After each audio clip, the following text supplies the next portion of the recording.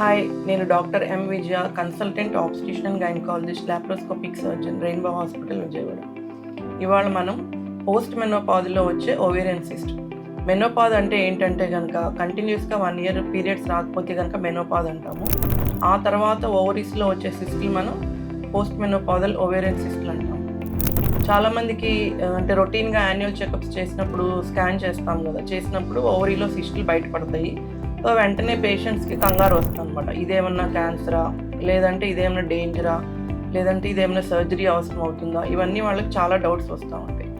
యూజువల్గా మెనోపాజ్ అయిన తర్వాత ఓవరీస్లో హార్మోనల్ యాక్టివిటీ తగ్గిపోతుంది. ఈస్ట్రోజన్, ప్రొజెస్ట్రాన్ తగ్గిపోతాయి కాబట్టి ఆ ఏజ్లో ఓవరీలో సిస్టులు రావడం అనేది చాలా రేర్.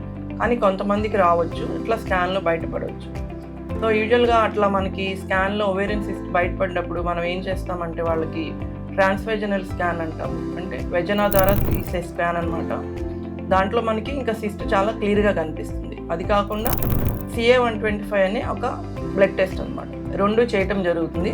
సో స్కాన్ ఫైండింగ్స్ని బట్టి, తర్వాత పేషెంట్ ఏజ్ని బట్టి, తర్వాత CA-125 లెవెల్స్, ఈ మూడింటిని బట్టి మనం రిస్క్ ఆఫ్ మ్యాలిగ్నెన్సీ ఇండెక్స్ అని ఒకటి తీస్తామన్నమాట, ఒక స్కోర్ తీస్తాము. యూజువల్గా స్కోర్ 200 లోపల ఉన్నప్పుడు మనం లాప్రోస్కోపీ ద్వారా సిస్ట్ని మేనేజ్ చేయడం జరుగుతుంది.